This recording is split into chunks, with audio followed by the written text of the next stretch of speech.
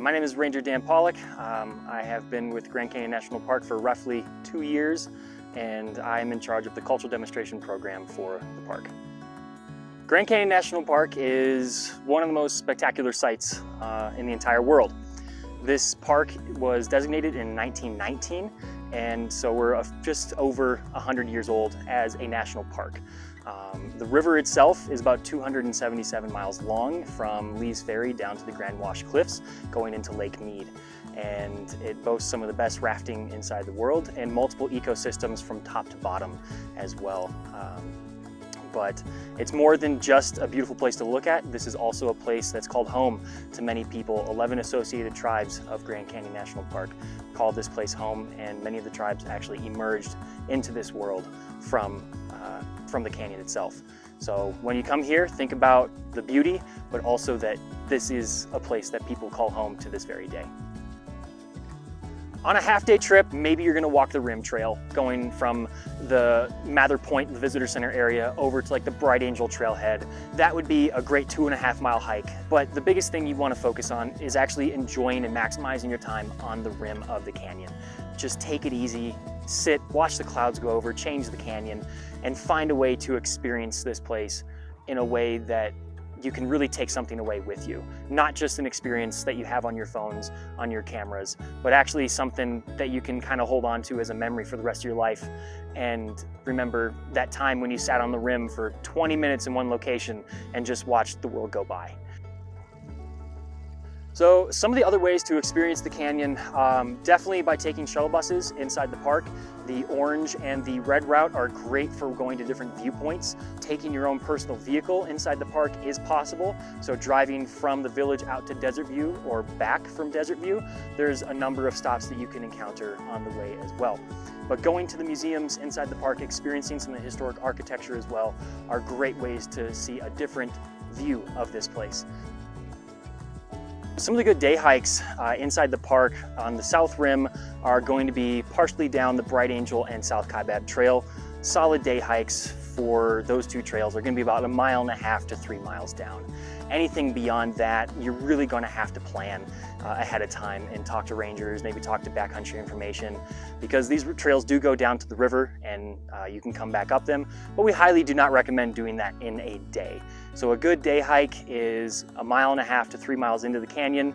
You're changing over 2,000 feet in elevation when going down to 3 mile markers on both those trails. If that seems a little too daunting, a great alternative on the south rim is going to be hiking the rim trail, which starts at the South Kaibab trailhead and actually goes all the way out to Hermit's Rest. So you can hike on an ADA accessible trail in many locations, and towards Hermit's Rest for the last few miles, it does get into a more unpaved type of trail, but you are on the rim the entire time. The total length of that is going to be around 14 miles, but we recommend splitting it up and maybe using the buses to take you around and go from one viewpoint to the next and then hike in between some of those areas. We do have some options around and inside Grand Canyon National Park for lodging options. So on the south rim, you have a multitude of different hotels that are going to be like the Maswick, the El Tovar, Bright Angel. Those are some of the big ones inside the Grand Canyon Village area, and Yavapai as well. Outside of Grand Canyon National Park on the south rim, there's the town of Tusayan, which does have a multitude of hotels. Beyond that, going down 64, you have the town of Williams. You also have some options in the town of Valley, and then it's going to be Flagstaff after that. Going out the eastern entrance of the south rim towards the town of Cameron, Cameron does have a bit of lodging in a hotel run by the Cameron Trading Post down there. There are designated campgrounds as well.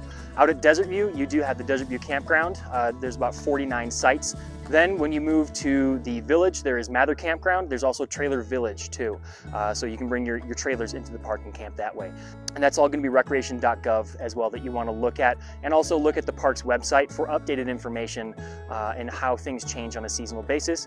Outside of the park, there is the 10X Campground run by the U.S. Forest Service. That is an option right outside the south entrance. But beyond that, you are going to be looking at dispersed camping in the National Forest as well. My favorite locations to watch the sunrise and sunset are going to be Desert View Point. It juts out into the canyon a little bit, and you can see the sunrise light up the canyon going west, and then you can also watch the sunset on the Palisades and looking to the east and just watch the clouds change colors as well. If you're in the village, like one of the best viewpoints for both is probably going to be like Mojave or Hopi Point. Those are great locations out on the Red Bus route out to Hermit's Rest that are very beautiful as well. The busiest time of year to visit Grand Canyon is going to be the summer. So basically from June through September, August, into early part of October, those are going to be the busiest times. And actually October is the busiest time of the year for hikers inside the canyon. The slowest time of the year to visit Grand Canyon is going to be the winter. So coming in December, in January, and February, this place is a lot quieter and you can have your own moments to yourself inside the park. Grand Canyon should be visited for a number of reasons. One of the main reasons it should be visited for is that this place is home. Home to the tribes that have lived here since time immemorial.